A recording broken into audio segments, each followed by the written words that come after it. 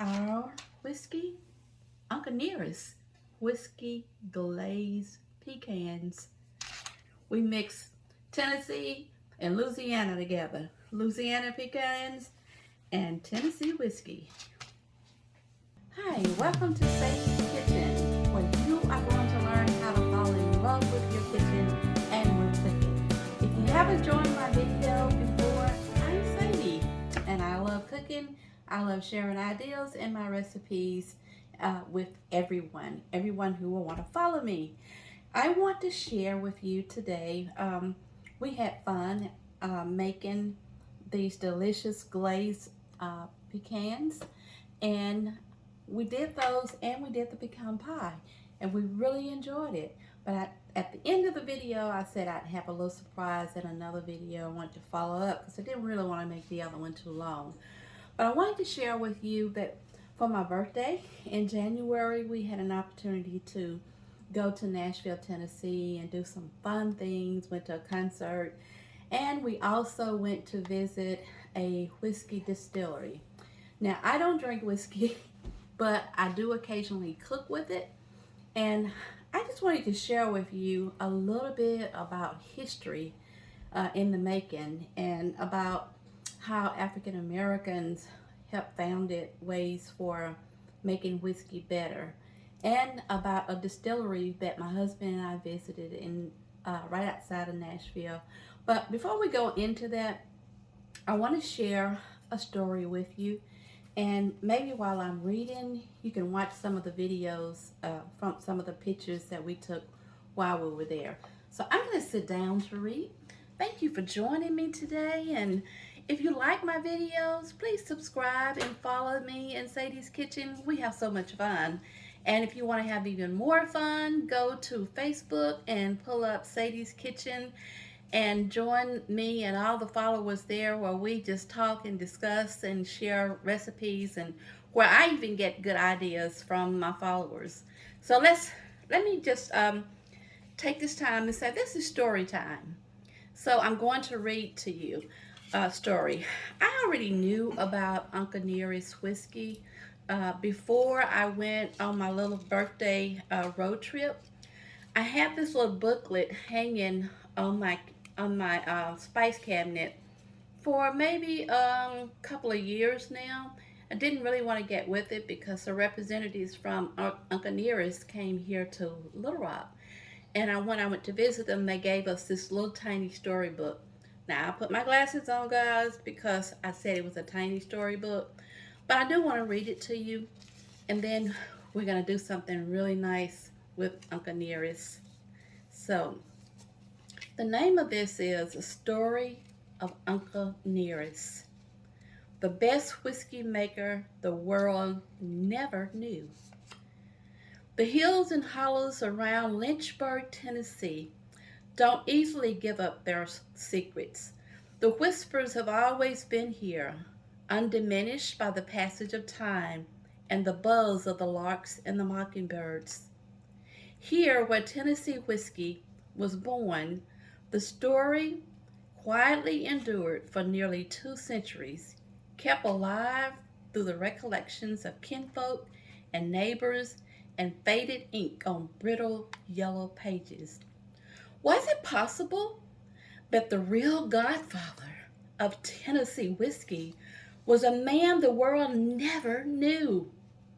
Was it true that a former slave became a master distiller, helped perfect the process of still making that we follow today, and taught his craft to others who would find worldwide fame and become famous whiskey legends in their own rights? Let us tell you the story of the man they call Uncle Nearest.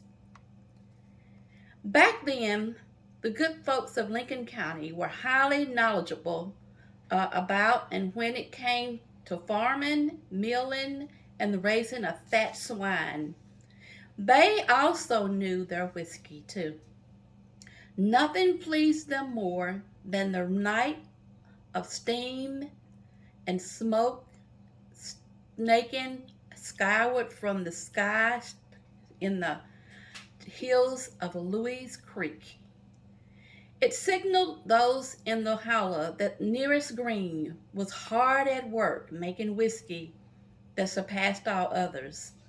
Uncle Nearest whiskey was soon known far away as Huntsville and Nashville for its uncommon smoothness and character. Many believe he may have been the responsible person for helping perfect what became known as the Lincoln County process, where whiskey is filtered through layers of sugar maple charcoal, a process that defines Tennessee whiskey and makes it unlike any other distilled spirit in the world. The scattered remnants of cut stone still remain, but the old distillery on the Louse Creek has been gone for generations now. The tin and timber beams, no match for the rigors of the nature and time.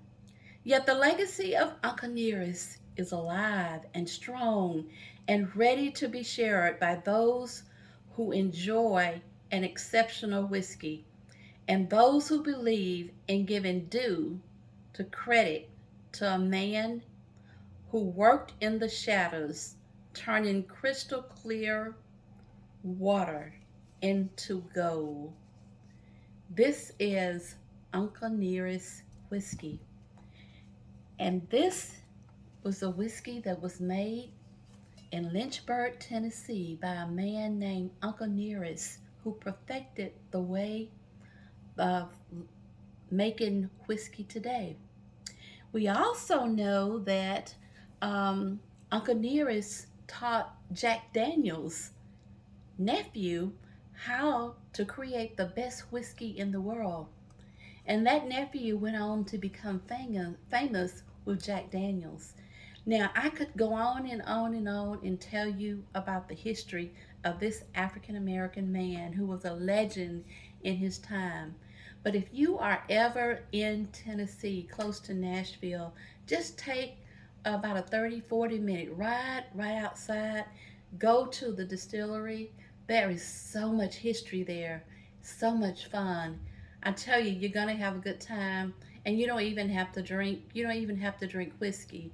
You just need to go there to listen to the history, and it's a place where I think I would probably go back. They also have a barbecue restaurant right inside the distillery, and the food was pretty good. So the trip would not be lost. Head on down to Nashville. But if you can't, let me tell you what I'm getting ready to do.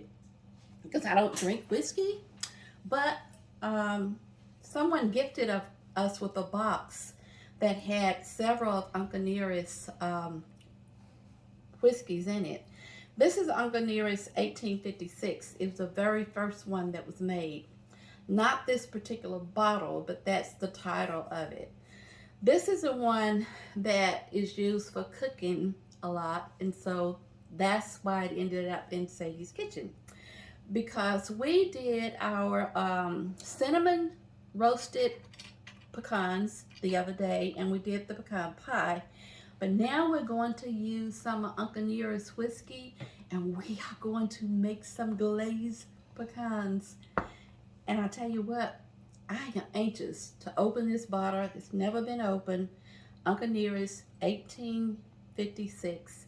If you want to know more about this man who was a legend in the whiskey business in his time, and we're going to give him credit what credit is due. But if you want to know more, Google Uncle Nearest and you will see the distillery.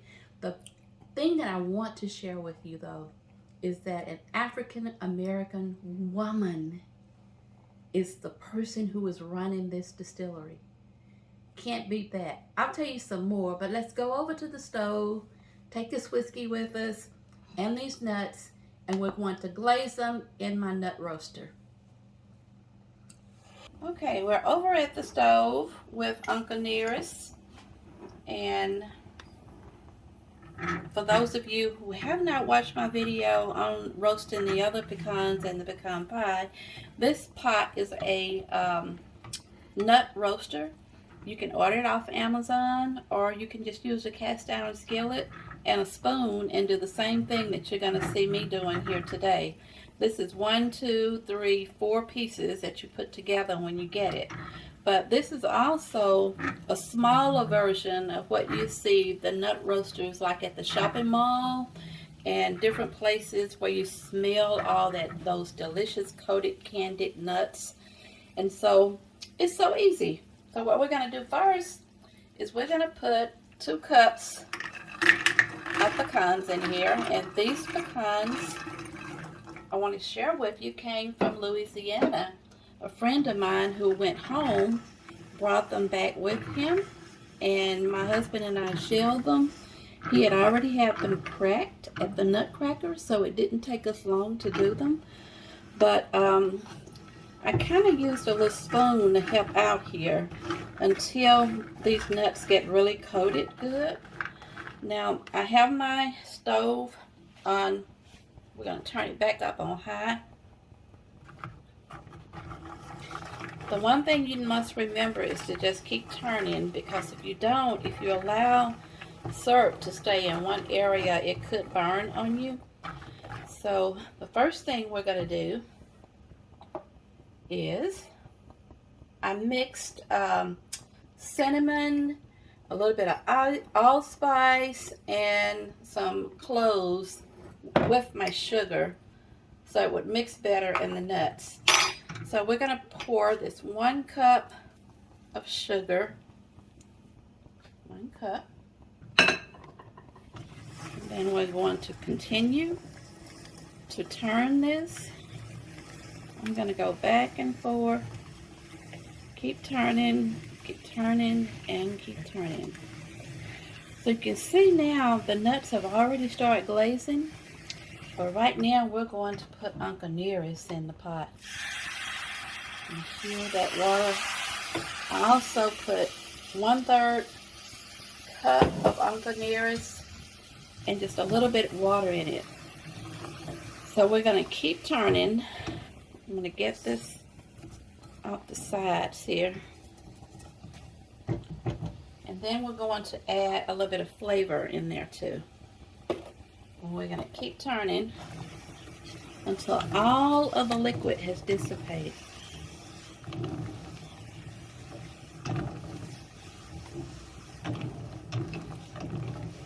Keep cooking it. That's going to take a little while.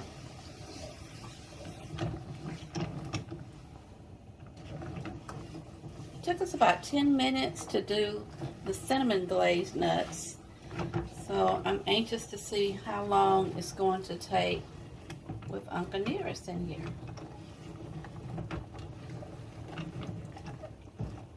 Let it cook. Let it come to a boil.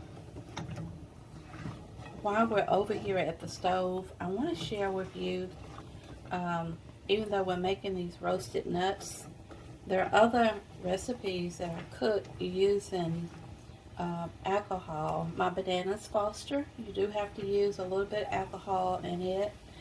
And then I always make rum cakes during the Christmas holiday. Fruit cakes, you want to put a little bit of rum or alcohol or something in those. Now the alcohol, once it cooks out of the recipe. So if you see that this is boiling along the sides now over here, there won't be any alcohol left in here, so you're not gonna get a buzz or anything, but these nuts will have that strong flavor left in them. So we just want to keep turning. Let me move my arm out of the way. Keep turning and keep turning until once you see the magic appear, when all of the liquids dissipate, then there'll be this crunchy coating that will cover each one of the nuts in here. And oh my goodness, I wish you could smell it. I wish you could smell this. Look at that, bubbling. Smells so good.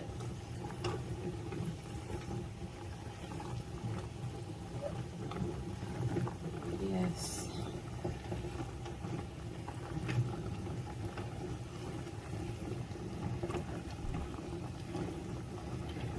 don't know how many of you like road trips, but I love road trips. I love discovering new things in my state, in the state of Arkansas. And I love discovering new things in other people's states. So my husband and I would just get in the vehicle and ride. And we find things. There we go. It's being coated.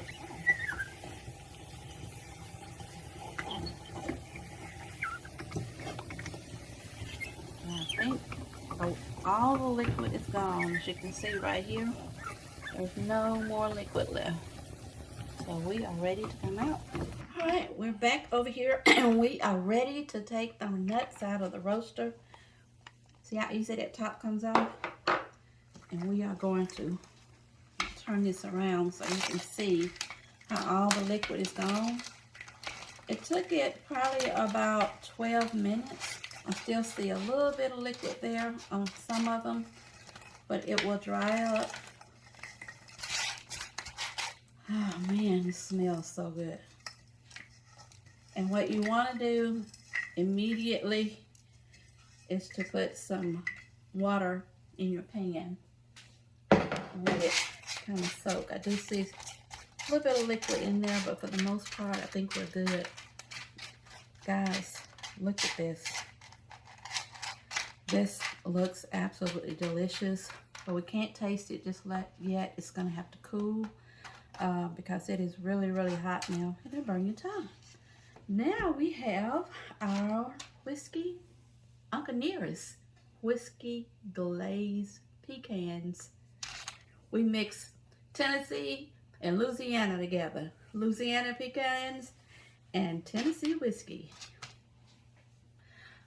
I also wanted to share with you one other thing. What I do with cooking with alcohol is for the flavor and not for, you know, to get a buzz or anything. But this is a bottle of vodka, and this is how I make my flavor. I order these Madagascar beans from Amazon. Yes, from Amazon. I love Amazon. And I get a bottle of cheap vodka. This is New Amsterdam. I guess it's cheap. And I put 2 packages of these beans inside this bottle. I don't know if you can see them in there, but they're in there. This is about 9 months, and you have to shake it like every week. But this right here is liquid gold. Most of your flavors are made using alcohol, and don't go, oh, she's using alcohol to make flavor.